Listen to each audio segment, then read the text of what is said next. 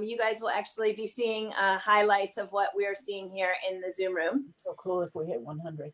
And that would be very cool if we hit 100. So we are here. We do this every day at noon as the Daily Antidote, and we're here for a couple of reasons, to have connection and community and uplift our spirits and sing together. We're also doing this to try to help our performing artists who are out of work. And so we are accepting donations. We can take the donations on the Rebels website on the Daily Antidote page. There's a donate button, and if you click the drop-down menu, you can actually have the funds go directly to this Daily Antidote program. And all of the money that comes in through this program is going right back out the door again to all the artists who are participating. So thanks in advance for support, and thanks for being here. And so the starting of the festivities is introducing our hosts, guest artists, and amazing people, Jennifer Cutting and Steve Winick. So for those of you who don't know them, you might know Jennifer Cutting from New St. George. She's an ethnomusicologist, a band leader, a composer. You might know Steve Winick from the Library of Congress podcasts. He's a folklorist and a musician and singer. And you might know both of them from Ocean Orchestra and from Ocean Celtic Quartet. They are amazing, wonderful, incredible people. They work at the Library of Congress, the American Folklife Center. And it's one of the reasons why they have all these cool treasures that they can share with us. We'll be hearing a lot about it later. Jen and Steve, thanks for being here. Hello. Thanks, Joe. Lovely to see you and everybody else too. So our daily antidote of song today is a song called Hal-an-Tow. And it's a traditional English May carol, which goes back to the 16th century, at least in the few lines, Hal-an-Tow, rumbelow, which were recorded all the way back then. We don't know about the rest of the words, but we do know that the song has been adapted and changed over the years. And I'll talk a bit about that before we sing it. But I also wanted to say something else, which is that this is very meaningful to Jennifer and me, because we've been singing this song every May Day, or May Day season at least, for more than 10 years now. And one of the reasons is that we led the festivities or the ceremonies at a festival, a fairy festival, which was held in Glen Rock, Pennsylvania, the Spoutwood Farm May Day Fairy Festival. And what that meant was that on the Friday, Saturday, and Sunday closest to May Day every year, Jennifer and I would be getting on stage at exactly this time on Friday. Friday, the opening ceremonies were at noon. Jennifer and I would be getting on the stage right now to begin the festival, and we would begin with Hal-an-Tow, among other things. So this is sort of a continuation of something that's been going on for us for quite a while. So I did want to say that the words to this song have changed over the years. So in the 1950s, for example, a verse was taken out of As You Like It by William Shakespeare. And it goes, take the scorn or take no scorn to wear the horn. It was the crest when you were born, etc. So because that verse is not really traditional, it was added to the song in the 50s. I rewrote that for the festival that I just mentioned, and we're going to sing that festival version. There was another verse added in the 60s, which Revels typically does within the song, and that was originally written as, since man was first created, his works have been debated. And Revels changed that a little bit, but it's in the usual Revels version. So we're going to sing that verse as well. So just to let you know, that's sort of the origin of some of our newer verses to the song, and the rest are traditional verses to Hal-an-Tow. Hal-an-Tow is sung traditionally on May 8th, actually, in a town called Helston in Cornwall. So we're predating the traditional date for Hal-an-Tow. So Jennifer's going to help me teach the chorus to this song now. Yeah, we're in the people's key of G. You can get your orientation there. And now lots of different versions of Hal-an-Tow, but this is our version of Hal-an-Tow, which the pauses that we do are a little bit different from the way the Washington Revels does it. But we have people here from all over, not just Washington Revels folks, and it won't be hard to catch on at all. So we're in the key of G. We're just going to do the chorus for you once, and then we'll line it out for you. The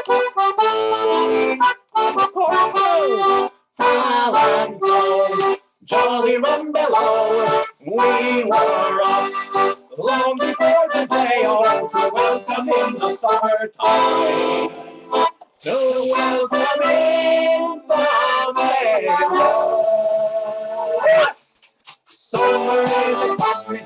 and winter's gone away. Oh.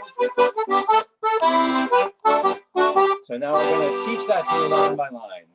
So the first line is Hal-an-Tow, jolly rumbelow, and it's in your comment, your chat window. If you forget the words, very old words. So, Hal-an-Tow, jolly rumbelow. your turn. Hal-an-Tow, jolly rumbelow. Next line is we were up long before the day-o. We were up long before the day-o. Your turn. We were up long before the day-o. And here's the line with the first pause. To Welcome in the summertime. Your turn. To welcome in the summertime. Next line has two pauses. To welcome in the May-o. To welcome in the May-o. And the last line is, for summer is a-comin in, and winter's gone away, oh. For summer is a-comin in, and winter's gone away, oh. Your turn. For summer is a-comin in, and winter's gone away, oh. All together. Hal-an-Tow, jolly rumbelow. We were up long before the day-o to welcome in the summertime.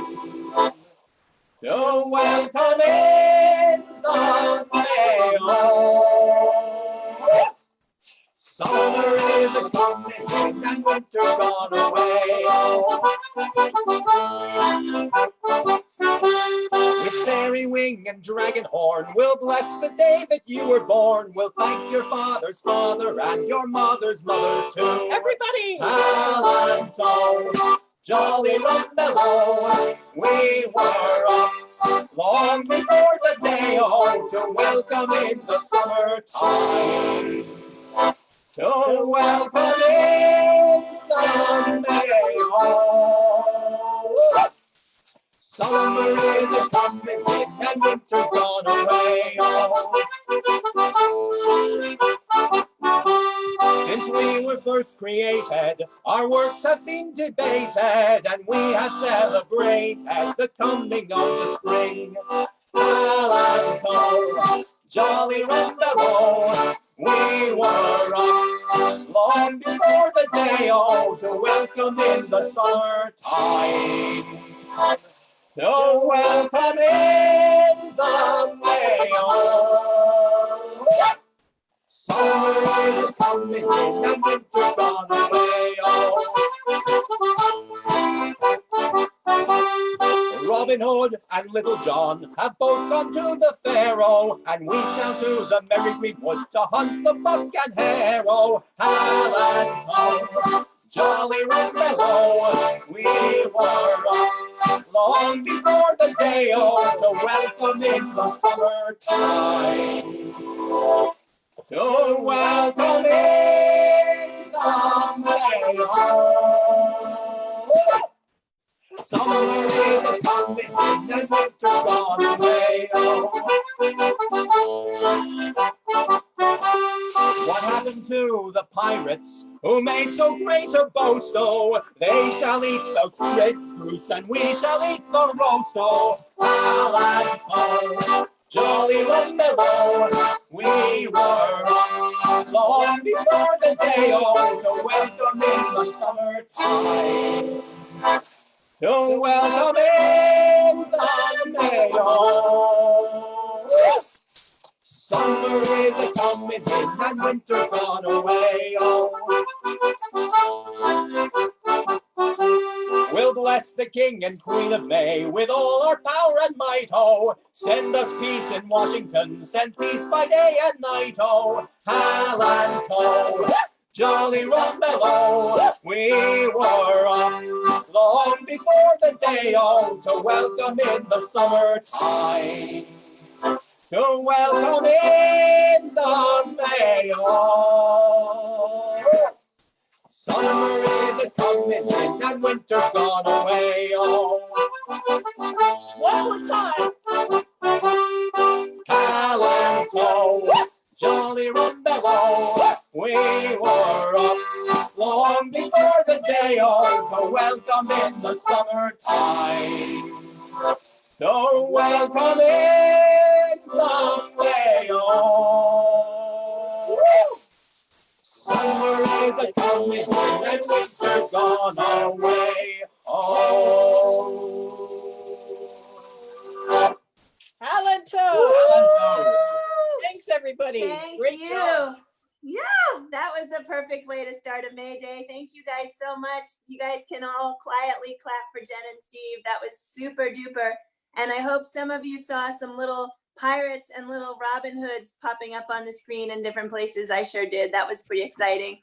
So in addition to having lots of special guests today, we have with us the May Chorus, a lot of the adults from the May Chorus, and we've got kids from the Kids May Chorus and tweens from the Tweens May Chorus with us.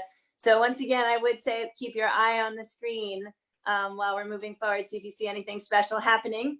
I would like to bring our artistic director, Roberta Gaspari, up to the front here, front in sort of Cyberland front, to say a few words. Roberta, thanks for being with us.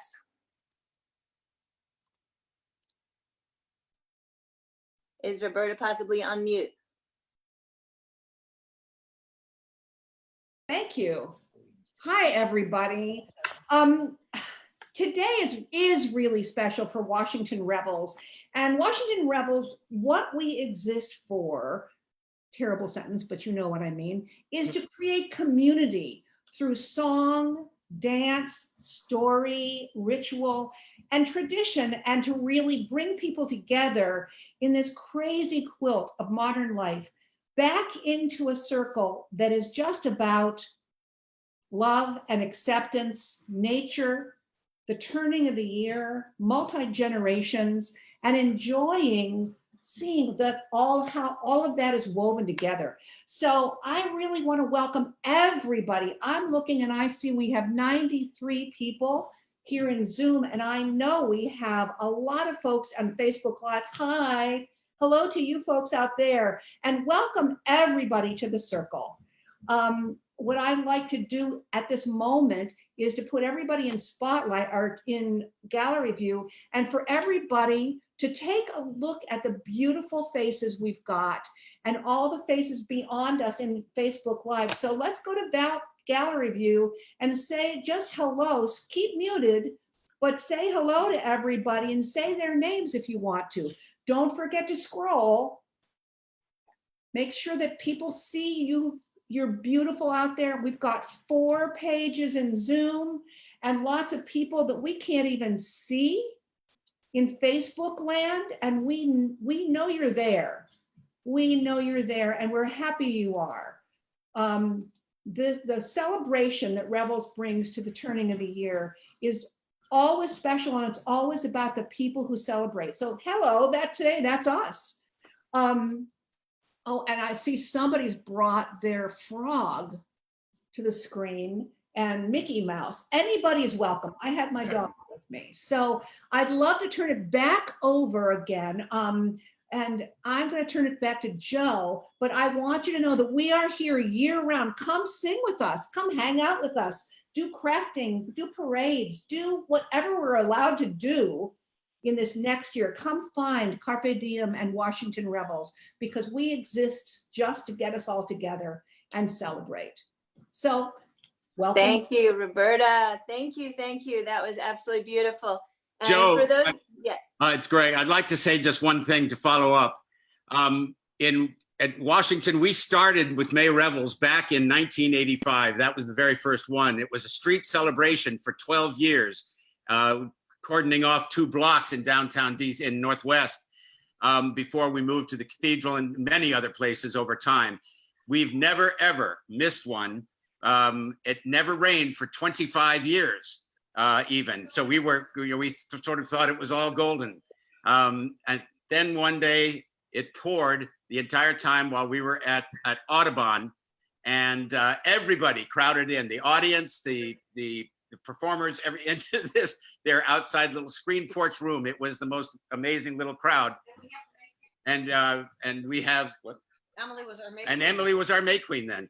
In any event, I just wanted to say that this is the first time that we've had to do it virtually, obviously, and we've never ever missed one. So we count this very much as in that tradition. So there you are. Thank you, Greg. Thank you. And thank you, Roberta. And thanks again, everybody, for being here. If anybody was popping in from work or from a school day just to do our daily antidote song, we've done it. But of course, we would love it if you'd stick around. We've got 2 more surprises coming up, or 2 more treats, I guess. And I would like to also quickly just say that tomorrow we're going to have some more May excitement. We're going to encourage everybody to wear whites and crowns and flowers and sashes again tomorrow. Tomorrow is the day we would normally be at the National Cathedral.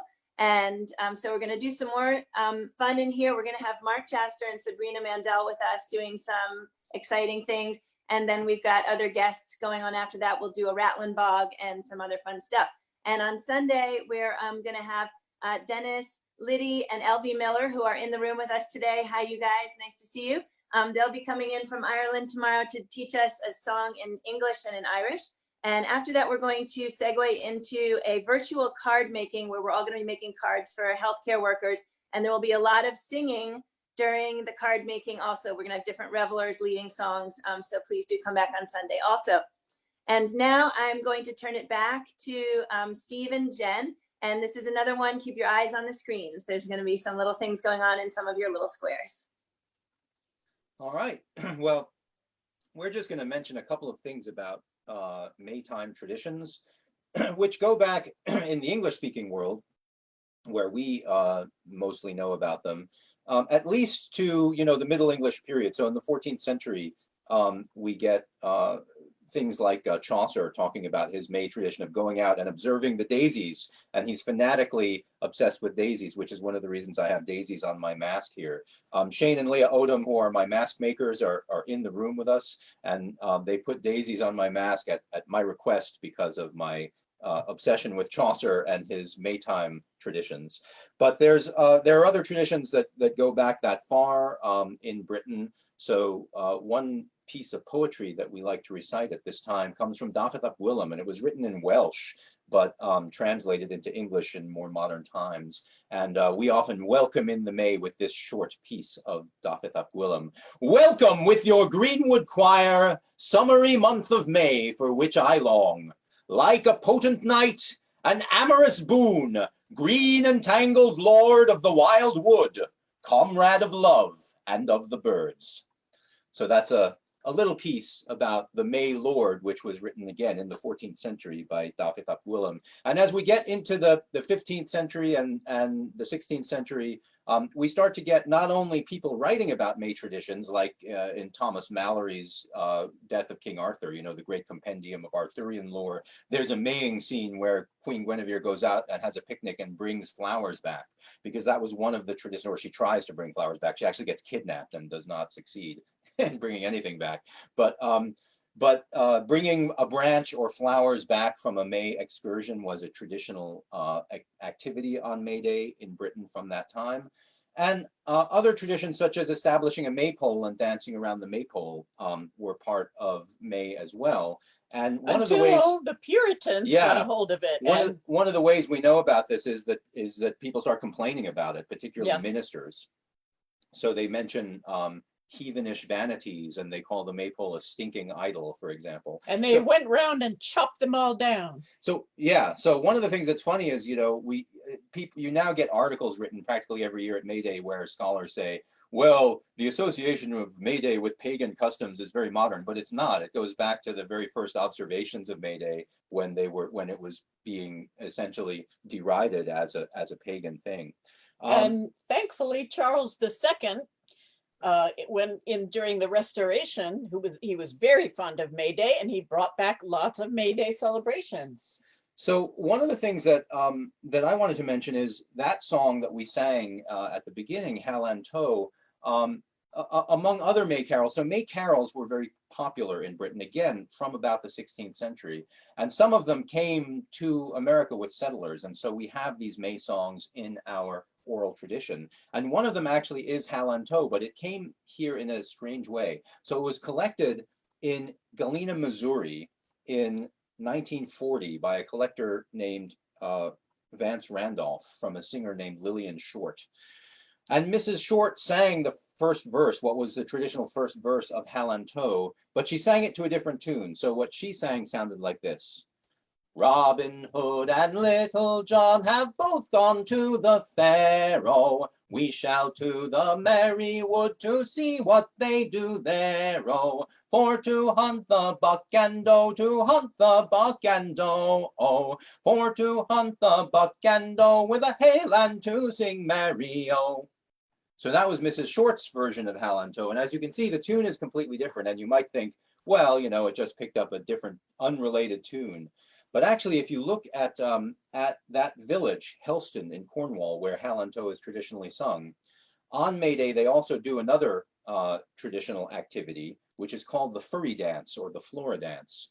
And that dance has a song associated with it. And that dance uses the tune that I just sang for Hal-an-Tow. So what Mrs. Short got in her oral tradition was the words to a song traditional in Cornwall, to a tune that was also traditional in Cornwall, and somehow they made it over to America together and got wedded in this way. And that tune is part of a larger tradition that we call Morris dancing. So it's also known, that tune, versions of that tune are known, for example, as the Winster Processional. And so we wanted to talk a little bit about Morris dancing and to get some dancing going. So Jennifer is going to help us with that. Sure, I will make this fairly short because I want folks who have to get back to work or back to homeschooling or back to whatever they have to do to be able to go. But stick around. We're going to have a chance for you to move around and do some steps. I'll just say very quickly, normally on May Day, I'm out with the Morris dancers at our Old Town Tacoma gazebo, where we dance up the sun. We get up before sunrise and dance up the sun. And the coronavirus and public health crisis has prevented that today. But I'm so happy that we're online here together and able to sing and do some dance steps together. So Morris dancing is an English custom brought to America by folk dance teachers in the years before World War I. And what most folks don't realize is that it was two women from London, Mary Neal and Florence Warren, who came to the US and taught Morris to school teachers, who then taught that to students. So by the time Cecil Sharp got here in 1914, Mary and Florence had already taught hundreds of people Morris dancing, but he of course strengthened it and taught more teachers. And then it became something based in schools and universities and clubs. So why is it called Morris? I'd love to give you a hard and fast answer on that, but there is no simple answer, though I can tell you that probably Morris comes from the word Moorish, and Moorish from the time of the Crusades. All over Europe, the words Moorish, Morris, Morisco, Moresca, all of those words were words that described festive activities that were not typically part of Christian worship. And like the maypole and the games and dancing that surrounded the maypole, Morris dancing was a May Day custom celebrated in England in the late 1700s, but mentioned in Europe as far back as the 12th century. It was really, though, it was the mid-19th century when Morris dancing had its heyday in the Cotswold region of England and the surrounding places, where the style that most Americans know as Morris dancing originates. And those traditions are to this day named after the villages they came from. For example, Bampton, Upton-on-Severn, Atterbury. So then the costume or kit of the white shirt, which Greg Lewis is wearing today, the white shirt, the white pants, bells at the ankles, those are Morris bells, and hats with ribbons and flowers took on its current form. So the dancers wear those brass bells on our legs, and we dance with either sticks, which we hit together, or knotted hankies, which we flick up in the air rhythmically. So all by way of saying, when we dress in our white clothing and decorate it with bells and ribbons and the modern day expression of buttons and pins, we form a link in a chain that stretches a long, long way back into the past, and that we hope will continue a long way into the future. The tune and the dance steps that we're doing in cyberspace today, the way Morris dancers dress, are all the same as they did in the 1850s. Fiddle and the accordion are still used to play the instrumental accompaniment. And the living link that's going to ensure this tradition's survival into the next half century are the great young people like the Revels tweens. How many, all you Revels tweens, wave out there. Hi, Revels tweens. Those fabulous middle schoolers who are with us today, who've been taught the Morris dance steps to a jig called the Nutty Girl, which I'm about to play. And I want to thank shout out to their teacher, Jenny Voorhees of the Rock Creek Morris Women, for passing this great tradition on to them. But here's the thing, even if Jenny hasn't taught you those steps, you don't need to know the steps to move your body to this music. It's very rhythmic. So I'm going to play one round of the Nutty Girl from the Bampton tradition. And the tweens out there are gonna do the Morris steps that they learned from Jenny. And everybody else, just move as the spirit moves you. I'll give a short intro to the Nutting Girl.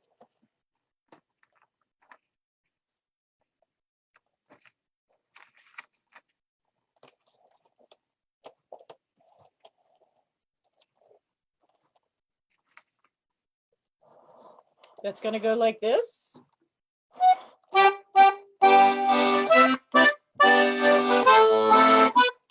Let's dance. One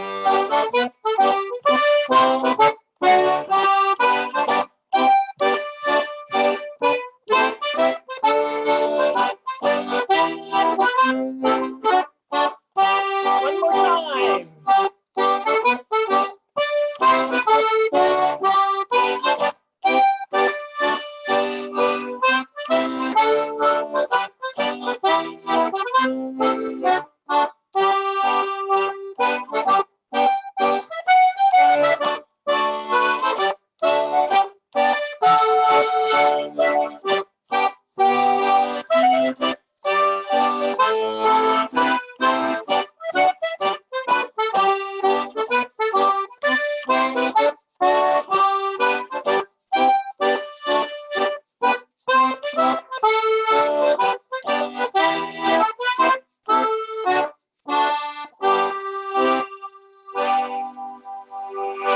That's the Nutty Girl. Thank you, Roberta and Tweens and everybody else who was dancing.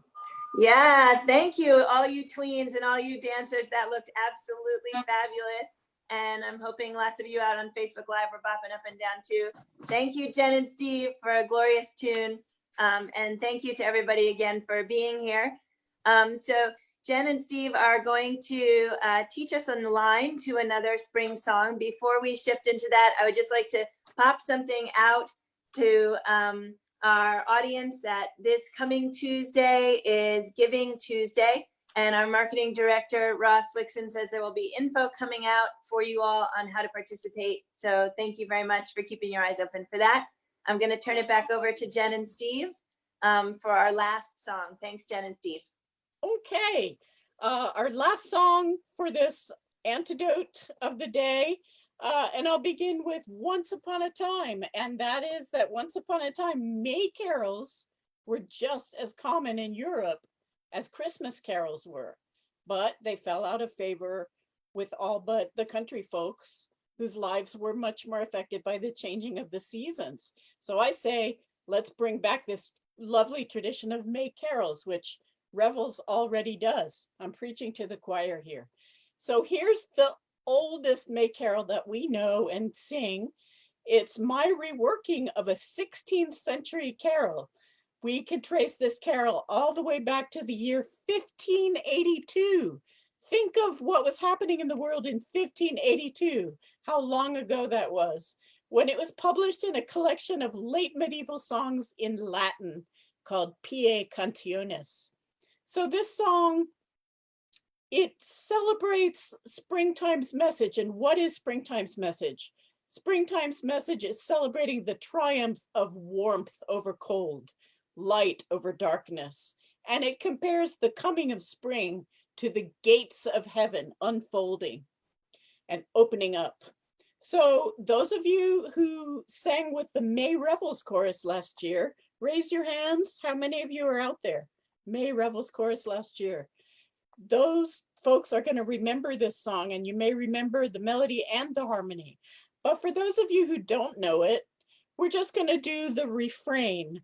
At the end of each verse, there's one line, which is, "So behold, all the gates of heaven unfold." So all you have to really know is the melody for that one line at the end of each of 4 verses. So the melody goes to the words, "So behold, all the gates of heaven unfold," goes like this. I'll sing it, and then you sing it back to me.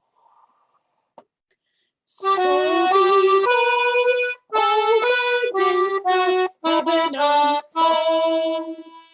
One more time, I'll show it to you. So behold, all the gates of heaven unfold. Now your turn, you do it with us.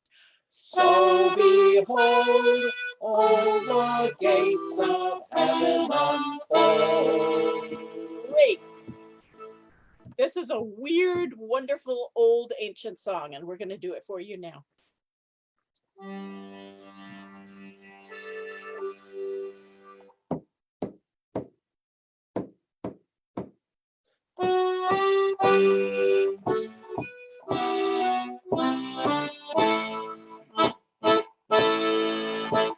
Springtime's message draws away winter's cold and winter's sway.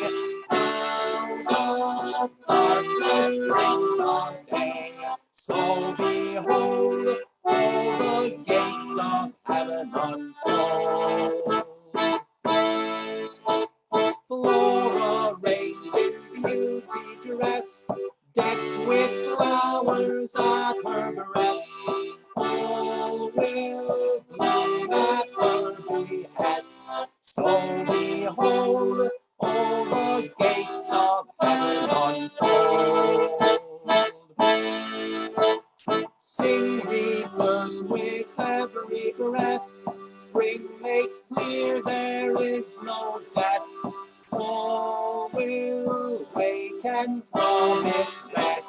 So behold, all the gates of heaven unfold. Springtime's message stars away winter's cold and winter's sway. Out of darkness brings our day. So behold, all the gates of heaven unfold.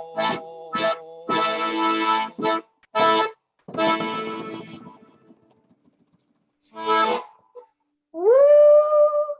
Yay! Oh, that was beautiful. Thank you guys so much. Absolutely amazing. That was a very old sounding song, and it had a whole lot of lovely eeriness to it. That was incredible. Thank you so much, so much, so much. So for those of you who are here in the virtual room with us, we did actually hit 100. I heard somebody say maybe we were going to hit 100. We did. And we've got many more out on Facebook Live watching us. Just to let you all know, the daily songs have been getting about 300 or 400 hits on Facebook Live every day, which is really exciting. Before we unmute everyone, I'm going to say just a couple more things and bring up Colin to say goodbye and thank you to everyone. Let you know that if you have questions for Jen and Steve, please pop them in the chat room. And some of us who are not on mute will make sure that the questions get to them. And then we will unmute everyone for waving thank yous and saying thank yous and a little social time. It might get a little cacophonous, but you're welcome to stay around for that as well. So thank you very much. And Colin, can you, yes, thank you. So I just want to give a brief shout out to all the kids and tweens who joined us today and danced along and acted out Hal-an-Tow. It was great seeing everybody moving and seeing everybody dancing today.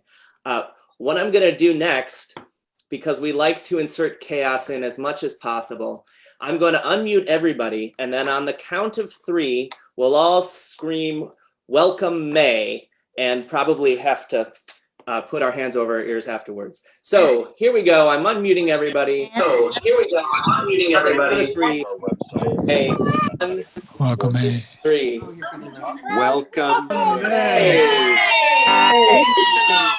Now I'm muting you all.